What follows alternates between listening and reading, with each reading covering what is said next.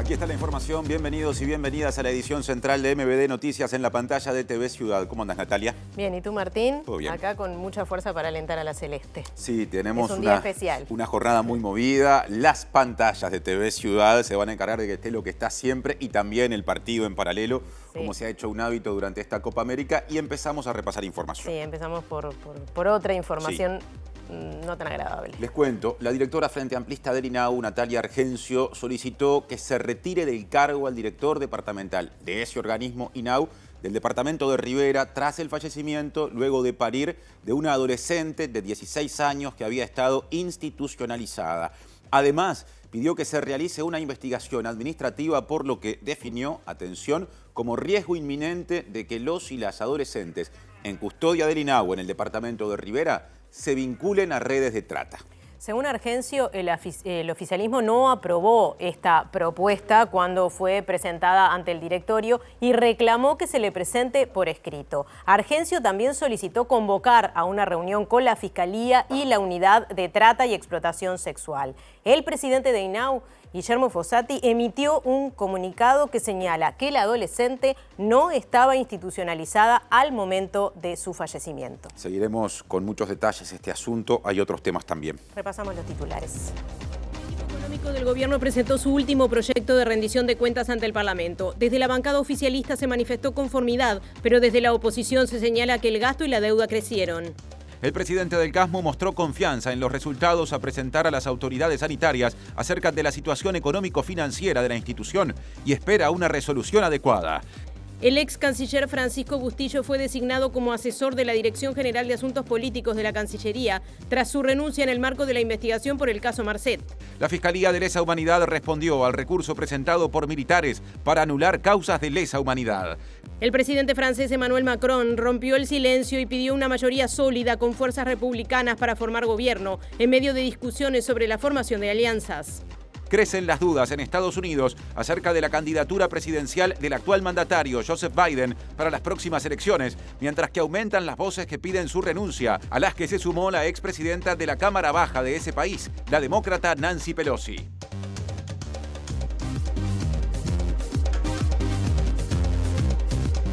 Saben que nos pueden seguir en vivo por tvciudad.uy a través de YouTube y también nos pueden escuchar por la radio de la Universidad de la República, 104.7 FM o uniradio.edu.uy. Ahora salimos del estudio, Martín. Porque nos vamos a aproximar a algunas de las repercusiones del tema mencionado en portada. Adelanto con Juliana Perdomo, que está en uno de los móviles de esta jornada de MBD Noticias. ¿Cómo anda, Juli? ¿Qué tal, Martín, Natalia? Buenas tardes para todos. Como ustedes bien adelantaban, en minutos vamos a estar conversando con la directora del INAU en representación del Frente Amplio, Natalia Argencio, a raíz de la joven fallecida de 16 años en Rivera. Hoy se presentó una nota pidiendo al directorio que se remueva del cargo el director departamental y que se inicie una investigación administrativa de urgencia, pero no prosperó por parte del oficialismo, así que en minutos venimos más detalles con repercusiones.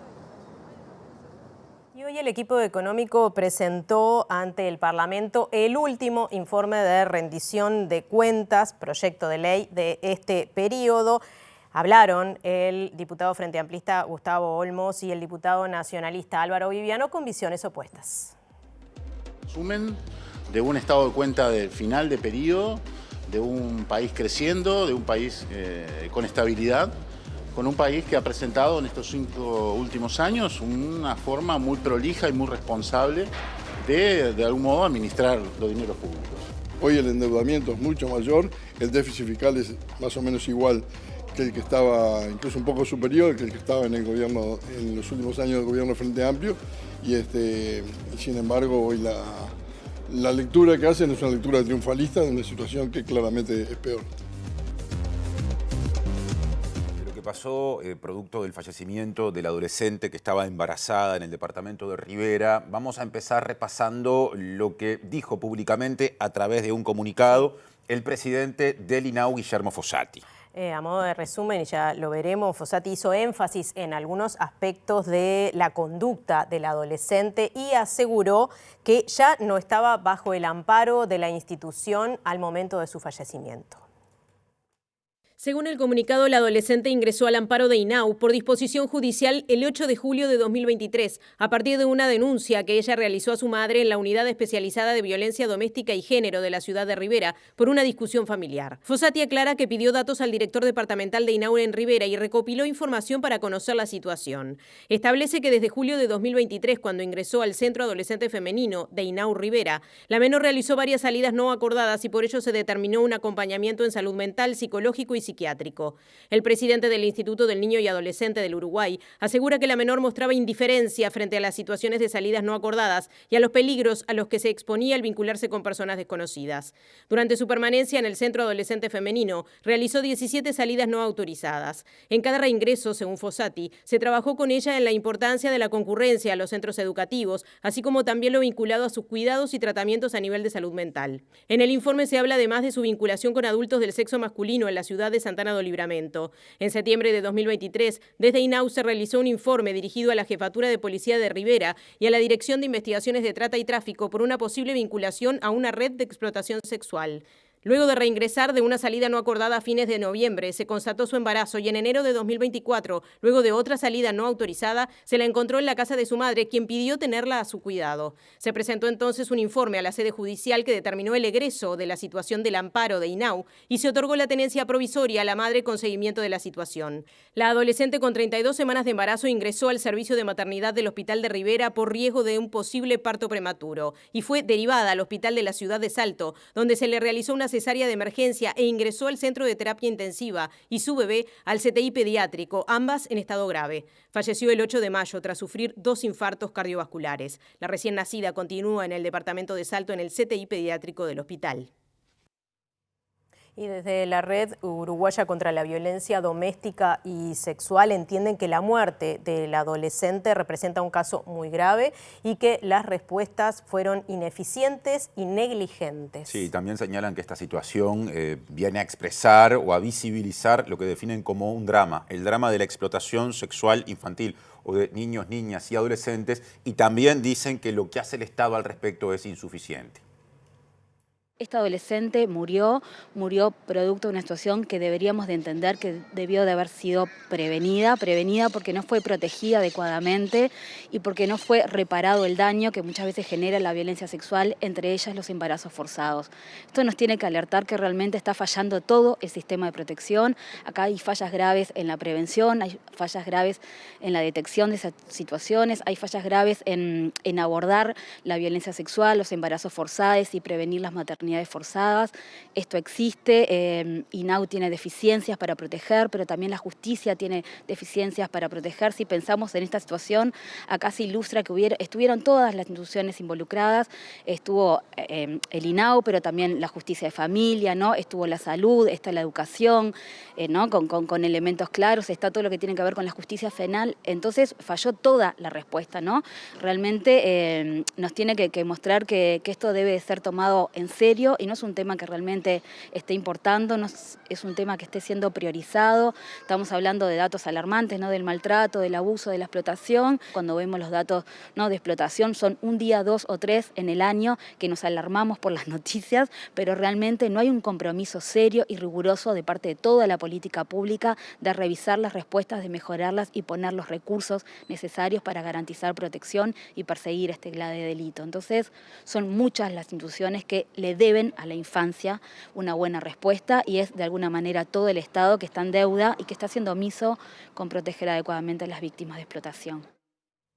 En un rato volveremos a este tema con la visión de la directora por la oposición, o sea, por el Frente Amplio en el directorio del INAU. Ahora cambiamos de asunto porque el presidente del CASMU, pasando a otro tema muy presente por estos días en la agenda, hablamos de Raúl Rodríguez, hoy ante la Comisión de Salud Pública del Senado, dijo que confía en que la institución pueda demostrar a la brevedad su viabilidad económico-financiera.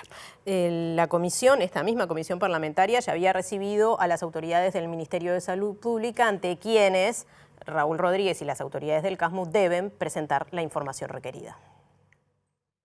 Estamos trabajando, los resultados van a andar bien, vamos a reunirnos vamos a presentar todo al Ministerio ahora el día 16 como corresponde, y esperamos tener una resolución adecuada. Hoy la reunión con la con la Comisión de Salud fue muy interesante, muy buena, mucho intercambio y bueno, esperamos que todo se encamine para bien, tanto de los usuarios como de los funcionarios y médicos y por supuesto de la población en general. ¿Qué le dejaron las expresiones de la ministra ayer que destacó que el espíritu es que el CASMU siga y que siga teniendo la relevancia que tiene el sistema de salud? Bueno, fue lo que hicimos con la ministra Díaz, creemos en esa palabra, estamos trabajando para ello, para poder concretar lo que hemos acordado y esperamos que todo se solucione para bien de todos. ¿Se habló también de una posible intervención del CASMU? Bueno, eso es lo que decía la ordenanza, pero después conversamos con la ministra, eso no fue planteado de esa manera, no fue descartado, pero se buscaron otras soluciones que ella ya planteó, lo he visto en la prensa, de que hay 5 posibilidades. Una sería esa, pero no es la que hoy esté manejando el Ministerio de Salud Pública. Rodríguez, ¿de cuánto es el déficit que tiene la mutualista? No, el balance nuestro es positivo. Nosotros tenemos balance positivo y este año va a dar nuevamente positivo. El problema es un problema de caja. ¿Por qué? Porque nosotros arrastramos desde el año 2009, cuando se fundó CASMU, arrastramos un patrimonio negativo de $100 millones, que eso hay que irlo pagando y es una mochila que uno se levanta y ya tiene que pagar 55 millones de pesos para poder hacer frente a ese pasivo negativo que tenemos. Presenta Antel. Antel cumple 50 años y lo festeja con 50% de descuento en sus planes móviles para empresas. Lo prometido, la visión de la directora por el Frente Amplio en INAU sobre el fallecimiento de esta adolescente de 16 años. Está con Juliana Perdomo. Adelante, contanos, Juliana. Sí, Natalia, continuamos con el tema de titulares. Estamos con la directora en representación del Frente Amplio en el INAU a raíz de la joven fallecida en el departamento de Rivera y lo que se trató esta tarde en el directorio. Natalia Argencio, muchas gracias por estos minutos. Bueno, sorprendida porque no se respondió a los planteos que realizaste esta tarde. Realmente preocupada porque estamos ante una situación de negligencia del INAU en lo que respecta a la protección hacia las adolescentes que están hoy en el sistema de protección. Tú presentabas el tema de que estamos hablando, que es el fallecimiento de una adolescente que estaba en el sistema de protección, que en el contexto de una salida no acordada queda embarazada, en el contexto de una situación de explotación sexual. Y eso es lo que tenemos que poner sobre la mesa. Estando dentro del sistema de protección, o sea, fue captada por una red de explotación sexual, y en el marco de salidas no acordadas suceden estas situaciones. El tema es que estas situaciones siguen sucediendo. Hoy las denuncias en Rivera están puestas sobre la mesa, se presentaron 2 denuncias, eso es lo que he tomado conocimiento con mi equipo respecto a esta red de explotación sexual que está operando en el departamento. Estas denuncias están en la unidad de trata y de Fiscalía. Yo solicité al directorio en la tarde de hoy una reunión urgente con Fiscalía para tratar la situación. Tenemos que tener en cuenta que están todas las adolescentes que están en el sistema de protección hoy en Rivera y muchísimas, ¿no?, situaciones más de explotación sexual dentro del sistema de protección. Entonces, amerita realmente atender el problema, amerita atenderlo y atenderlo separadamente. La realidad es que hay que proteger hoy a las adolescentes que están en el sistema de protección, hay que atacar el delito. Estamos hablando de explotación sexual y hay que proceder a todos los instrumentos administrativos que tiene el instituto, ¿no?, para que realmente el amparo sea un lugar de protección y no de vulneración de derechos como ha sido. Según lo que se comunicó, esta joven tenía 17 salidas no autorizadas. ¿Qué está fallando? ¿Los mecanismos de controles? No, justamente está fallando el sistema de protección. Acá no es que necesitemos mecanismos de controles, lo que necesitamos es tener equipos, recursos humanos en cantidad y con las competencias, o sea, las capacidades, estoy hablando psicólogos, trabajadores sociales, abogadas, suficientes para atender las situaciones en las cuales las niñas, niños, adolescentes llegan al sistema de protección. Tenemos que entender que estamos hablando como que fueran nuestros hijos, como que fueran nuestras sobrinas. ¿Cómo se protege a nuestros hijos, a nuestras sobrinas? ¿Encerrándolos? No. El encierro nunca tiene que ser la medida de protección. La medida de protección es transitar en un proceso de reparación del daño.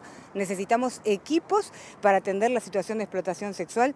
Eso está postergado. En todo este periodo no se avanzó en lo que es la atención a la situación de explotación sexual. Cuando se diseñaron los modelos, se hicieron los llamados a licitación. Está pronto para comenzar a trabajar. Tanto el equipo del Paso como el equipo de Gurises Unidos ganaron una licitación y lamentablemente el directorio oficialista está postergando la puesta en funcionamiento de estos equipos en territorio. Ustedes solicitaban esta tarde que se aparte al director departamental de su cargo. ¿Lo van a volver a plantear? Yo lo planteé esta tarde y realmente no acusó recibo el directorio oficialista y no lo tomaron en cuenta como una propuesta a llevar adelante. Realmente las declaraciones del director de Rivera son lamentables, eso es lo que puedo decir de esas declaraciones, porque estamos hablando de una vida que se perdió, ¿no? Una vida que no se protegió dentro de INAU y lo que se dijo fue que se hacen muchas cosas bien y bueno, algunas salen mal. Eso es inadmisible. Argencio, para cerrar, ¿cuál es la situación de la bebé?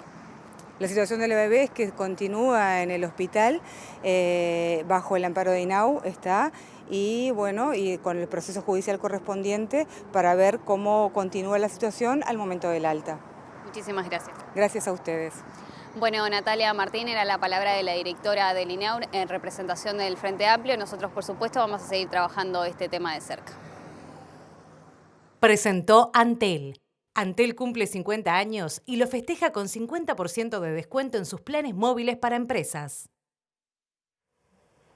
El ex ministro de Relaciones Exteriores, Francisco Bustillo, trabaja como asesor en la Dirección General de Asuntos Políticos de la Cancillería desde este lunes, según declaró el ministro Omar Paganini en Canal 5. Bustillo es funcionario de carrera del ministerio, por lo que luego de su renuncia tomó una licencia de 8 meses. Paganini confirmó que su antecesor ya se encuentra trabajando en el área de política de la Cancillería como asesor de la Dirección General para Asuntos Políticos a cargo del embajador Fernando Sandín. Bustillo renunció en noviembre al cargo de ministro luego de que se hicieron públicos mensajes en los que le decía a la ex subsecretaria Carolina H. que perdiera su celular para ocultar información sobre la entrega del pasaporte de Sebastián Marcet. El ex canciller ingresó al ministerio en 1986 y fue embajador en Ecuador, Argentina y España. Además, durante el gobierno del expresidente José Mujica se desempeñó como jefe de gabinete del entonces canciller Luis Almagro.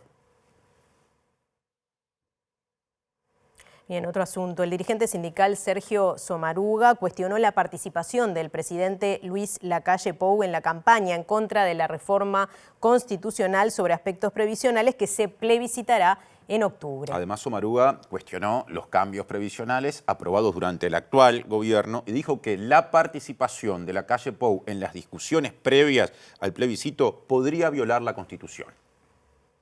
El presidente camina al borde de los límites constitucionales. La Constitución prohíbe a texto expreso que el presidente de la República haga campaña electoral, y esto es una campaña electoral, no partidaria, pero es una campaña electoral. Entonces, a nuestro entender, camina al borde de los límites constitucionales. Segundo reflexión, rompe con una tradición histórica. Los presidentes en este país no se inmiscuían en los debates electorales. Y lo tercero es que si va a entrar al debate electoral va a tener que explicar algunas cosas muy importantes. Por ejemplo, por qué en campaña electoral dijo que la edad jubilatoria no iba a aumentar para los trabajadores que estamos en esa actividad, y todos los que nacimos después de 1977 nos aplicaron 5 años más para poder jubilarnos, y además nos rebajaron un 10% el salario jubilatorio. Lo que vamos a cobrar es 10% menos de lo que pasaba antes, y con 5 años más de jubilación. Va a tener que explicar por qué hace obligatoria la afiliación a las AFAP sin preguntarle a la gente, cuando la AFAP te cobra un 20% entre la AFAP y la aseguradora de tus ahorros para quedárselos ellos. Entonces, el presidente, si va a entrar a campaña, va a tener que explicar un montón de cosas. ¿Desde el movimiento sindical se ve como una desventaja que el presidente se embandere con esta causa? A nosotros nos parece que es una desventaja para el país, porque en este país, como decía, la historia es que los presidentes son presidentes de todos los uruguayos, no de algunos. Entonces, cuando el presidente se inmiscuye en un debate electoral, no le hace bien a la historia republicana del Uruguay. Por la inseguridad en el barrio Maracaná, nos cuenta Diego Martini, que está allí en el barrio. Natalia, Martín, buenas tardes para todas y todos. Así es, estamos en Maracaná Sur, en Camino Civil y Los Cedros.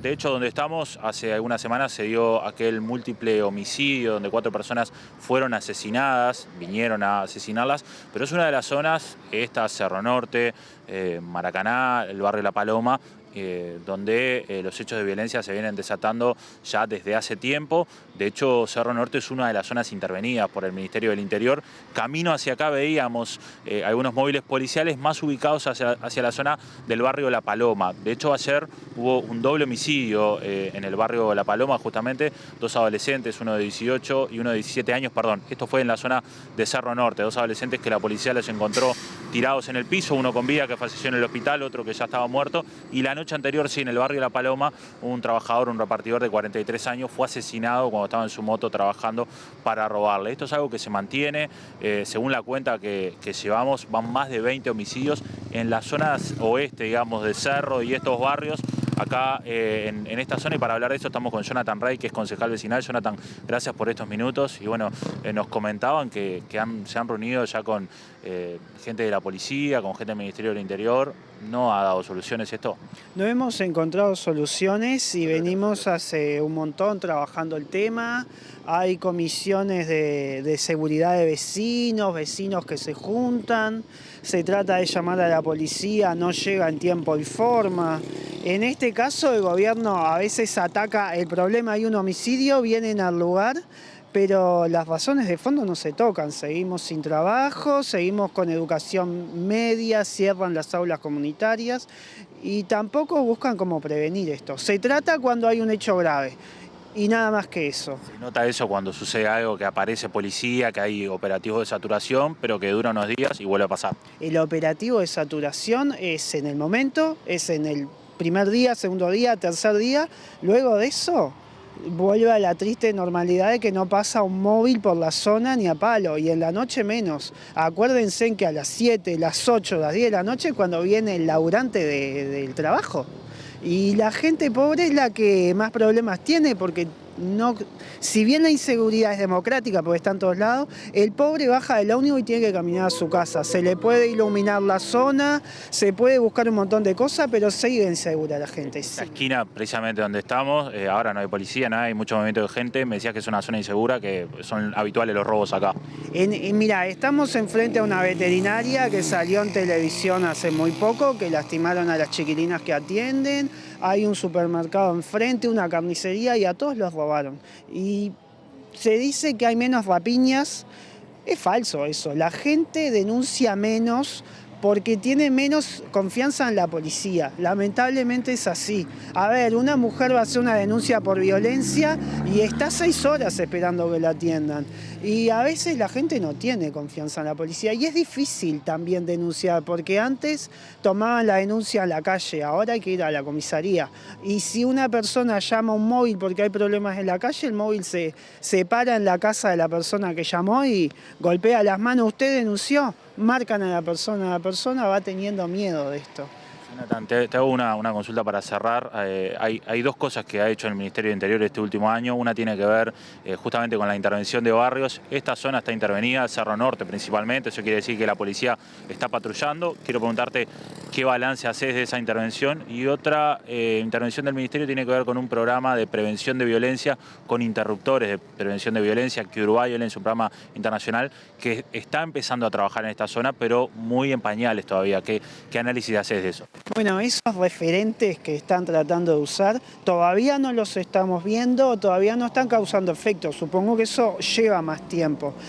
Igual la presencia policial es poca, ¿no? En Cerro Norte está, pero tampoco están ayudando al vecino. Y además de eso tienen que trabajar para buscar las maneras de prevenirlo, y prevenirlo desde la infancia hasta la adolescencia, hasta la juventud.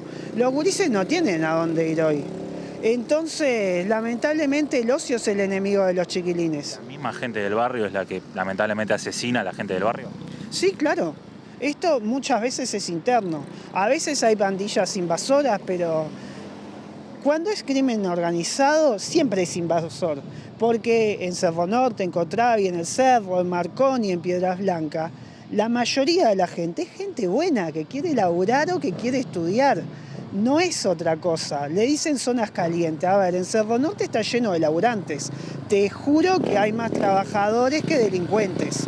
Pero a veces también se los trata a todos como delincuentes. Y se consigue que la gente tenga rabia en las autoridades. Eso es un problema. Gracias, Jonathan. Muchas gracias a ustedes y gracias por mostrar esto que a veces no vende. Gracias. Volvemos a estudios, compañeros, de acá, de Maracaná Sur, así que seguiremos de cerca esta situación. Bien, gracias Diego y equipo. Les contamos que el Ministerio del Interior le inició un sumario al director del Observatorio sobre Violencia y Criminalidad, Javier Donangelo, por declaraciones públicas en las que cuestionó el contenido de una investigación hecha por 3 académicos a pedido de la cartera. Según informó Búsqueda, la medida se aplicó en respuesta a los dichos de Donangelo en una entrevista con El Observador. Allí el jerarca cuestionó una investigación hecha por Emiliano Rogido, Ignacio Cano y Dorian Borges, en la que se señala que las categorizaciones de homicidios empleadas por el Observatorio sobre Violencia y Criminalidad tienen limitantes. Consultado por Búsqueda, el subsecretario del Ministerio del Interior, Pablo Abdala, dijo que el sumario aplicado al director del observatorio no es una sanción y no se debe a su desempeño, sino al contenido de sus dichos.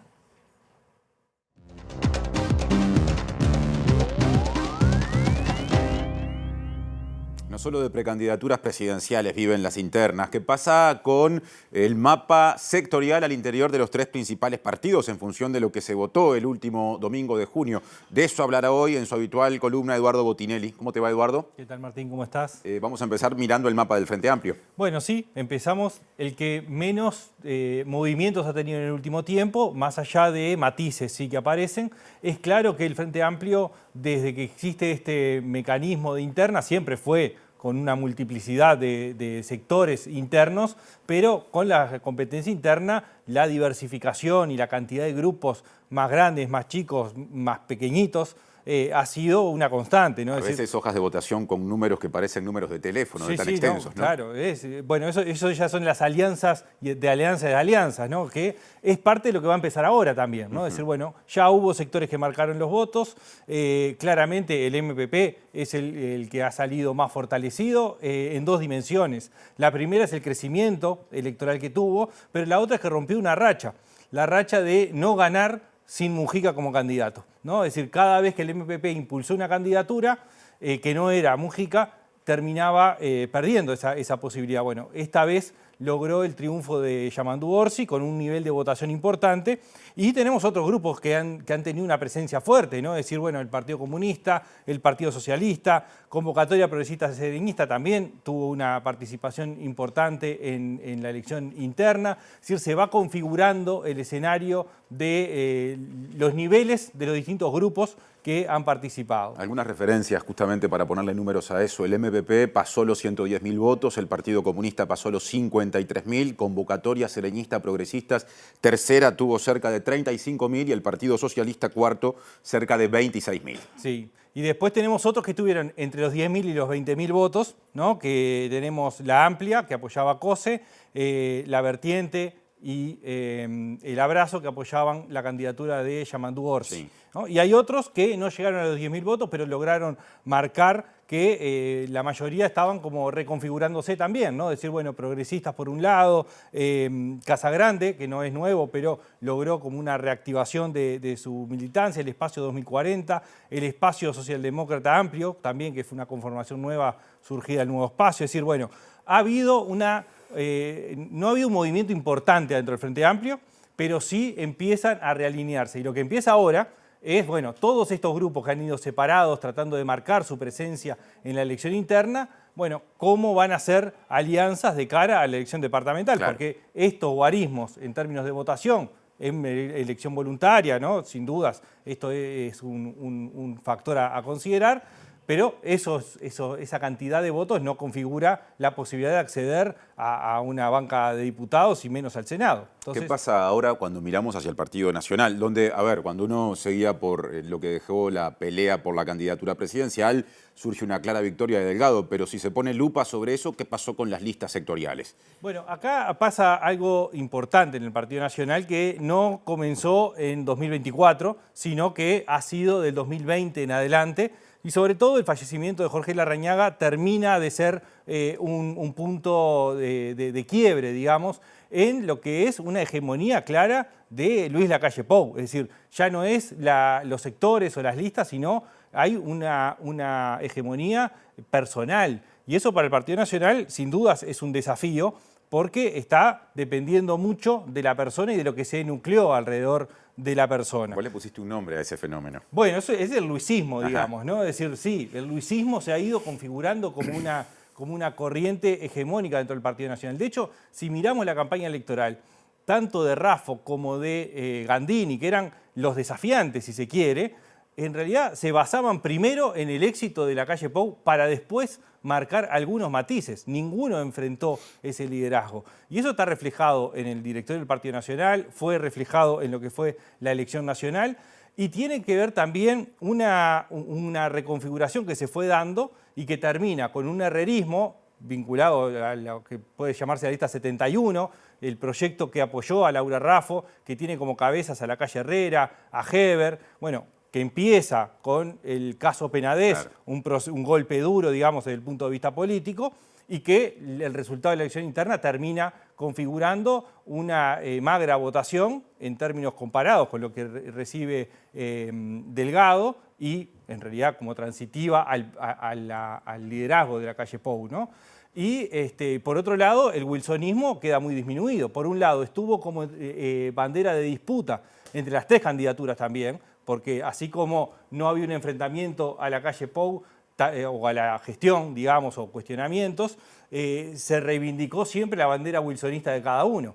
Y eso también electoralmente ha quedado muy disminuido. Entonces, desde ese punto de vista, lo que queda es esa visión o esa hegemonía interna dentro del Partido Nacional de Lacalle Pou. Y en el Partido Colorado, ¿qué queda después de la victoria de alguien nuevo como dirigente a este nivel, Andrés Ojeda, que es el candidato presidencial? ¿Qué pasa con los sectores? Bueno, ahí el Partido Colorado está atravesando su tercera renovación en muy pocos años, ¿no? Porque primero fue Bordaberry como la renovación del Partido Colorado, Bordaberry se retira, aparece la figura de Talvi como una nueva renovación. Bueno, ahora estaba este pool de opciones que el vacío de liderazgo era un incentivo para estar participando en la interna del Partido Colorado y de alguna forma, bueno, está procesándolo. ¿Qué es lo que sucede? El resultado de Ojeda, por un lado, sí, triunfó, tuvo una distancia importante en un partido muy disminuido.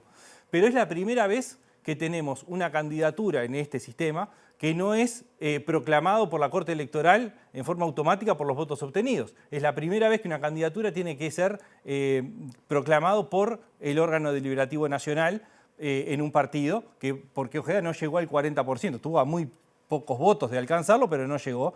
Y por lo tanto, ahí empieza el otro tema. Los votos se los van a dar en la convención, pero es un hecho inédito el que estás marcando. Claro, igual. No hay discusión de que va a ser el candidato único y que la fórmula va a ser con Robert Silva.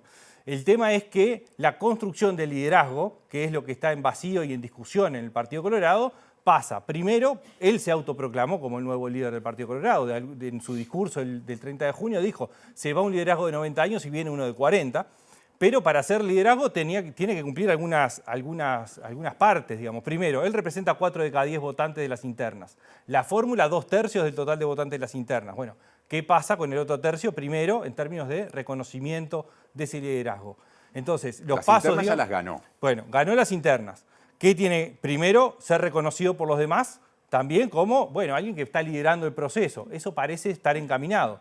El tema es cuál es el resultado que obtiene en la elección de octubre. Claro. Y eso va a ser clave. Si logra mantener o mejorar la votación del Partido Colorado, claro, ahí sí ya le reconfigura un escenario mucho más de potencia. Ahora, si disminuye, es más difícil, ¿no? Y finalmente, en función de esos aspectos, bueno, ¿cuáles son las probabilidades efectivas de ser proclamado como líder en función de sus votos, pero también reconocido por el resto de los sectores, teniendo en cuenta que tampoco hay demasiadas figuras hoy en día claramente que puedan aspirar a liderar el Partido Colorado. Así que liderazgo a prueba de momento. Gracias, Eduardo, y hasta la próxima. Nos vemos la semana que viene. Muchas gracias. Sigue Natalia en MBD Noticias.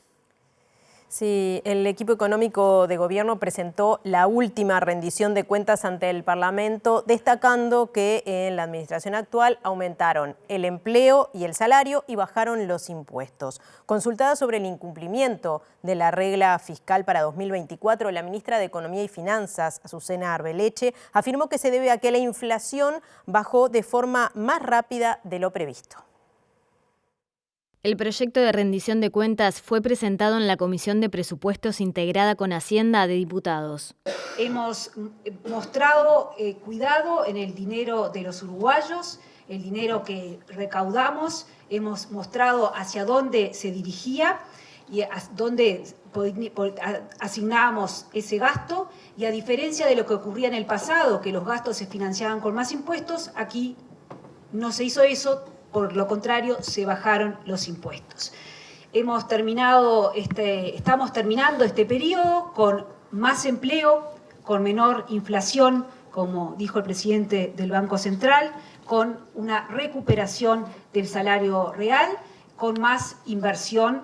Las autoridades se refirieron a los incumplimientos en relación a la regla fiscal en las proyecciones del 2024. Debido a la baja de la inflación esperada para el 2024, el Pilar 1 y el Pilar 2 van a presentar desvíos, es decir, no vamos a alcanzar las metas indicativas que se refiere al resultado fiscal estructural, es el Pilar 1, y que se refiere al aumento del gasto de gobierno, que es el Pilar 2. No hay un aumento del gasto nominal. A diferencia de lo que varios analistas os están diciendo, o lo que se escucha decir, cuando uno mira lo que se proyecta gastar en el 2024, es prácticamente lo mismo en términos nominales que presentamos hace un año. No hay aumento de gasto. Pero en un escenario macroeconómico donde la inflación, como decía el presidente del Banco Central, estamos donde queríamos estar, pero esa baja en la inflación se dio de manera más rápida. Y desde el Frente Amplio se dijo, luego de escuchar justamente la postura de Arbeleche en comisión, que hay inconsistencias o que surgen esas inconsistencias entre la versión del gobierno y la realidad nacional. La oposición se refirió al déficit y al aumento de la pobreza y la desigualdad. Hay inconsistencias entre el país que se relata como parte de los resultados de lo que ha sido la política económica y el país en el que vive la mayoría de los uruguayos y las uruguayas, ¿no? Este es un gobierno que dice que va a terminar este periodo dejando un país más libre, más próspero, más justo, pero sin embargo, cuando uno revisa los indicadores sociales, aumentó la pobreza, aumentó la desigualdad, aumentó el nivel de endeudamiento que tienen los hogares uruguayos, eso lo publica también la institucionalidad pública. Es decir, hay una serie de condicionantes que realmente dejan bastante lejos al Uruguay de lo que se relata por parte del oficialismo. Hoy tenemos un déficit que está a los niveles de 2019, ese mismo déficit que para la ministra era luz de alarma, luz roja, pero además con 11 puntos más de deuda pública, lo cual hacen que la situación sea un poco peor. Así que en realidad hay un relato con respecto a que esto no afecta a las cuentas públicas y las proyecciones que pueda hacer otro gobierno, que hay que relativizar.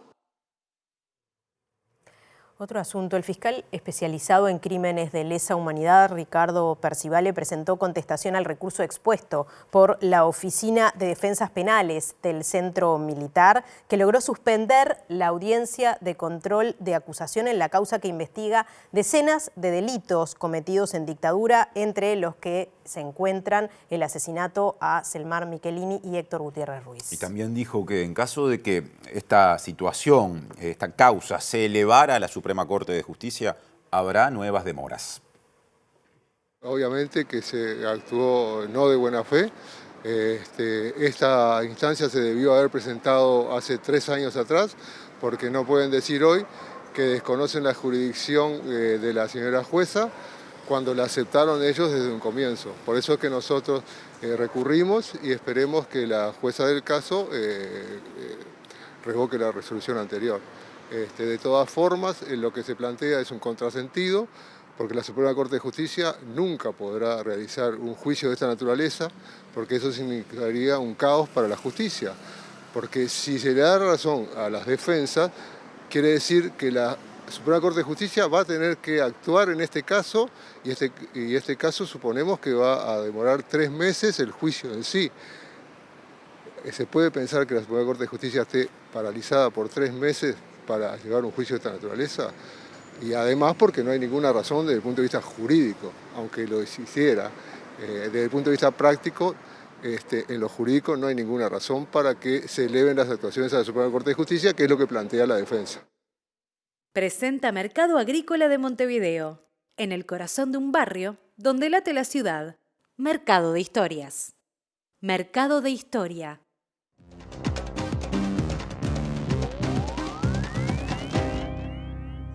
¿Qué tal? Buenas noches. Abrimos el capítulo internacional y lo hacemos desde Francia, donde el presidente Emmanuel Macron rompió el silencio y a través de una carta llamó a todas las fuerzas republicanas a colaborar en la conformación de un gobierno que tenga determinadas características y que obviamente siga apuntando a los objetivos de Francia, al europeísmo y a mantener una república sólida. Esto se da en medio de discusiones por las alianzas, porque los sectores macronistas quieren aliarse con la derecha tradicional para formar gobierno, mientras que la izquierda sigue reclamando a través de los votos que ha tenido precisamente y que le han llevado a ganar estas elecciones. Sin embargo, esto no quiere decir que la izquierda esté consolidada en Francia. Por el contrario, el sociólogo uruguayo y profesor de la Universidad de la Sorbona, Denis Merklen, explicó por qué el gran ganador de las elecciones pasadas, o la gran ganadora, sigue siendo la ultraderecha. El partido de Marine Le Pen obtuvo 10.100.000 votos y la izquierda toda reunida obtuvo 7 millones de votos. Entonces, si uno cuenta a nivel nacional, el gran ganador de la elección, en la primera como en la segunda vuelta, es la extrema derecha, y mucho más aún si se considera que en el 2022 el partido de Marine Le Pen había obtenido 5 millones de votos. Entonces, no solo duplica la cantidad de votos, sino que tiene 150 diputados más. Ahora va a tener 143 diputados cuando tenía 90. Entonces, la situación es muy delicada. No es solo un problema de formar gobierno y de negociaciones internacionales. Hay un problema de movimiento de la sociedad francesa muy delicado y muy profundo. Si los partidos políticos del arco democrático no ponen las barbas en remojo y modifican sus modos de actuar, lo más probable es que la extrema derecha continúe creciendo.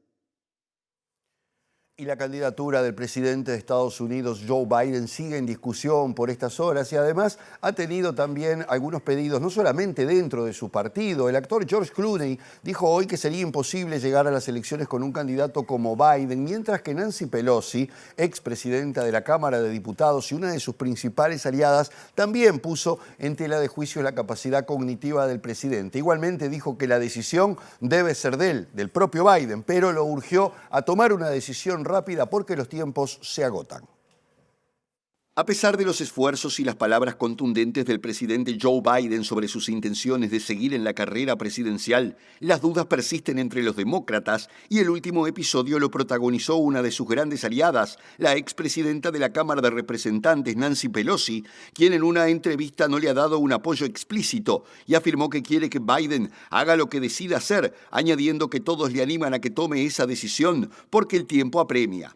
Pelosi hizo también un llamado a la paciencia y a la calma de sus compañeros con vistas a observar qué ocurre durante esta semana, fechas claves en las que Biden es el anfitrión de la cumbre de la OTAN para conmemorar su 75º aniversario y el mandatario reanudará su campaña electoral reuniéndose con actores claves del sindicalismo. Sin embargo, los demócratas en el Congreso siguen profundamente divididos sobre si deben alinearse detrás de Biden o instarle a hacerse a un lado debido a las persistentes preguntas sobre su salud y capacidades cognitivas, a pesar de que Biden ha dicho de que está en condiciones de servir, pero entiende las inquietudes. En un clima de tensión dentro del partido, los demócratas de la Cámara de Representantes y del Senado mantuvieron una reunión en privado este martes, donde la discusión giró en torno a su líder y si es el mejor candidato para vencer a un Donald Trump que crece en las encuestas. Y las cosas en Bolivia siguen muy pero muy complicadas. El Supremo Tribunal Electoral convocó hoy a todos los partidos para comenzar a delinear lo que serán las elecciones del 2025, mientras que algunos están pidiendo elecciones anticipadas. Pero la nota la dieron los partidarios de Evo Morales y del presidente Luis Arce en esa confrontación interna que hoy tiene el movimiento al socialismo, con una serie de incidentes que se registraron en la previa de esta reunión donde Bolivia pretende normalizar de alguna forma una situación bastante inestable. El encuentro multipartidario e interinstitucional por la democracia convocado por el Tribunal Supremo Electoral en La Paz estuvo antecedido por las tensiones entre el bloque evista del MAS, que apoya al expresidente Evo Morales, y el que respalda al mandatario Luis Arce. Ambas facciones se apostaron en los alrededores de la sede del tribunal y protagonizaron riñas entre insultos y golpes con palos de las banderas, además de cánticos de respaldo a sus líderes con el uso constante de petardos. Posteriormente, los representantes de los distintos partidos comenzaron a llegar a la sede de la autoridad electoral y señalaron a los medios sus posiciones, unos a favor de la celebración de elecciones primarias, mientras que otros descartaron esa posibilidad. El presidente del Tribunal Supremo Electoral, Óscar Hasenteufel, en su discurso de inauguración, indicó que el propósito central de la reunión es generar las condiciones necesarias para la realización de las elecciones generales 2025, con base en los principios constitucionales, y afirmó que Bolivia vive un momento sumamente difícil, caracterizado por la confrontación, por lo que consideró que la reunión entre representantes de los partidos busca generar un espacio de diálogo y discusión fraterna. Falta muy poquito para que sean las 9 de la noche y la selección uruguaya juegue contra Colombia por las semifinales de la Copa América, partido que se podrá ver en la señal 6.1 de TV Ciudad, que ya tiene hace rato al aire una previa, y en paralelo por el 6.2 la programación habitual con Lado B y Mirá Montevideo. A propósito del partido, el equipo que gane va a jugar la final de América el domingo que viene contra Argentina, que ayer clasificó porque eliminó a Canadá.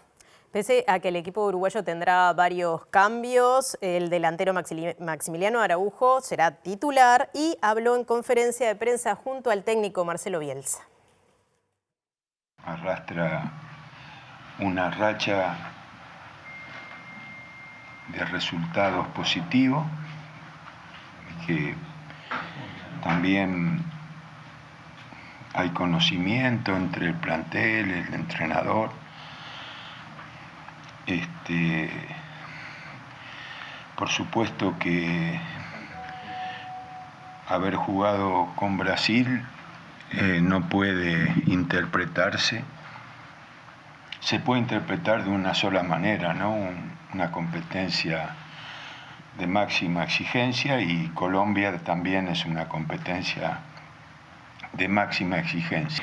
Bueno, tiene armas muy importantes, sabemos que va a ser un partido muy exigente para nosotros, pero bueno, creo que va a ser un lindo partido porque bueno, nosotros también venimos muy bien. Ellos tienen una racha de muchos partidos sin conocer la derrota, pero nada, nosotros estamos muy bien trabajando en lo que tenemos que hacer y bueno, y eso va a ser un lindo partido.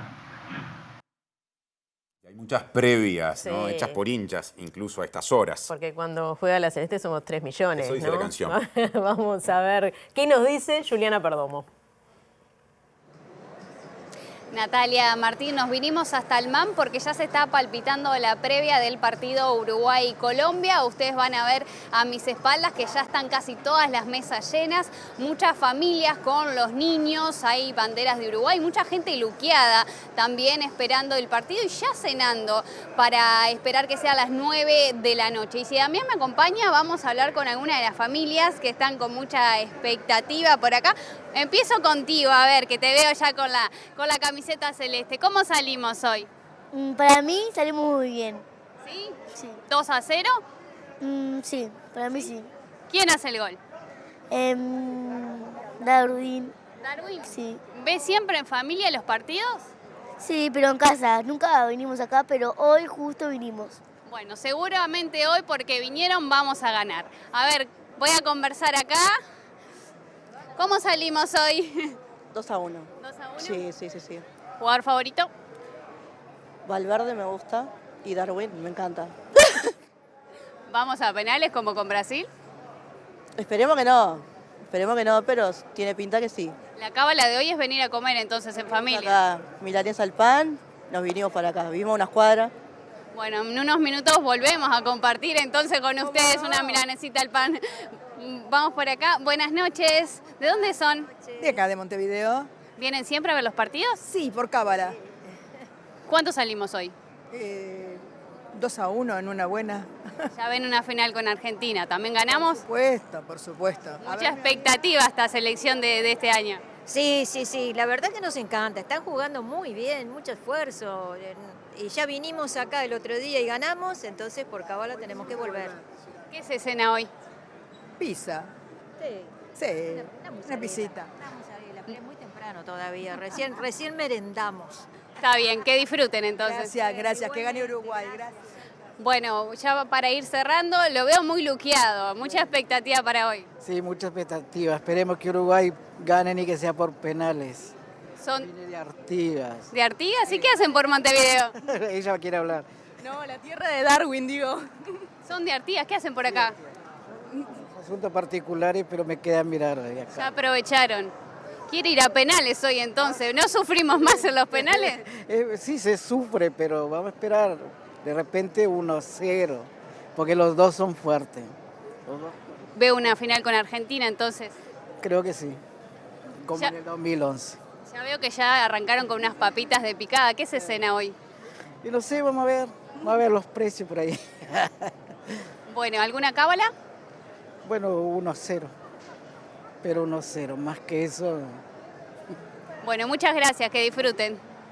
Bueno, Martín, Natalia, nosotros vamos cerrando por acá en esta previa del partido de Uruguay. Ya pueden ver que hay mucha expectativa, mucho clima y bueno, ya me tiraron unos cuantos buenos resultados, así que esperemos a un Uruguay ganador para esta noche.